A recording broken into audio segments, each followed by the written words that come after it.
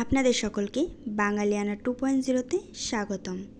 আশা করছি সকলেই ভালো আছেন। আজকে আমি আপনাদের সাথে শেয়ার করব ইফতার স্পেশাল ডিম চপ রেসিপি। অনেক রকম ইফতার আইটেমের মধ্যে খুবই জনপ্রিয় একটি রেসিপি ডিম চপ, যা ছোট বড় সকলেরই খুব প্রিয়। এই রেসিপিটি আজ খুব সহজভাবেই আপনাদের সাথে শেয়ার করব। আপনারা চাইলে একটি ডিম দিয়েই পরিবারের সকলের জন্য ডিম চপ তৈরি করে নিতে পারবেন। তো চলুন শুরু করা যাক আজকের ভিডিওটি। চপ তৈরির জন্য প্রথমে আমি আলু তৈরি করে নিচ্ছি। তার জন্য এখানে আমি 5টা বড় সাইজের আলু ভালোভাবে ম্যাশ করে নিয়েছি। এখন এতে হাফ কাপ পরিমাপে পেঁয়াজ বেরেস্তা দিয়ে দিচ্ছি। এখানে কাঁচা পেঁয়াজ ব্যবহার না করে পেঁয়াজ বেরেস্তা ব্যবহার করলে ডিম চপটা খেতে আরও মজাদার হয়। তারপর আমি এখানে কাঁচা লঙ্কা কুচি, চিলি ফ্লেক্স, ভাজা ধনিয়া জিরা গুঁড়ো আর স্বাদ অনুযায়ী লবণ দিয়ে দিচ্ছি। এখন আলুটাকে হাত দিয়ে খুব ভালোভাবে মেখে নিতে হবে।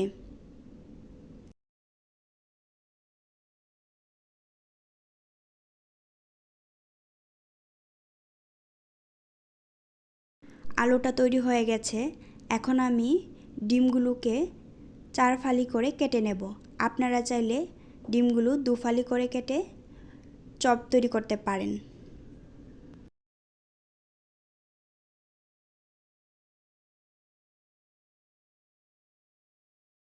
ডিমগুলো কাটা হয়ে গেছে। এখন আমি আলু মিশ্রণ থেকে অল্প করে আলু নিয়ে ডিম চপগুলো তৈরি করে নেব। আলুর মিশ্রণটাকে হাতে নিয়ে আলুটাকে খুব ভালোভাবে হাতে ছড়িয়ে নেব।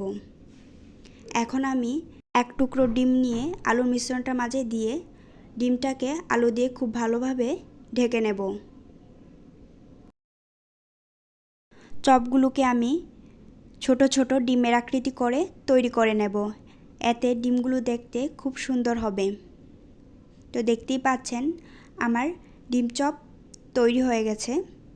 এখন আমি একে একে বাকি চপগুলো তৈরি করে নেব।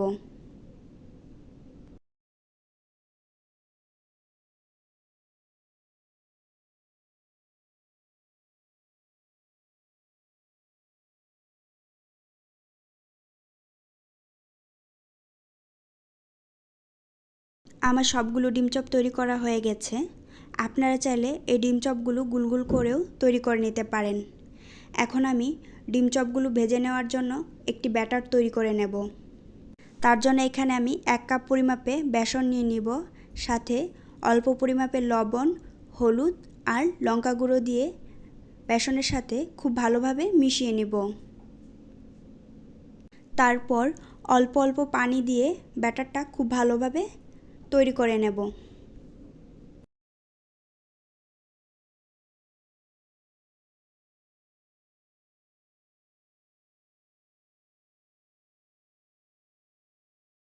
ব্যাটারটা খুব ভালোভাবে তৈরি হয়েছে কিনা বোঝার জন্য আপনারা ব্যাটারে একটি আঙুল চুবিয়ে, যদি বেসনটা আঙুলে খুব ভালোভাবে লেগে থাকে তাহলে বুঝে নিতে হবে ব্যাটারটা খুব ভালোভাবে তৈরি হয়ে গেছে।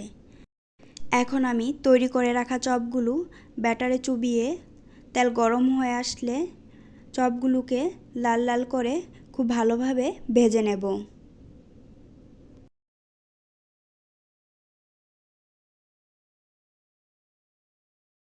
চুলার আঁচ মিডিয়ামে রেখে চপগুলোকে খুব ভালোভাবে ভেজে নিতে হবে।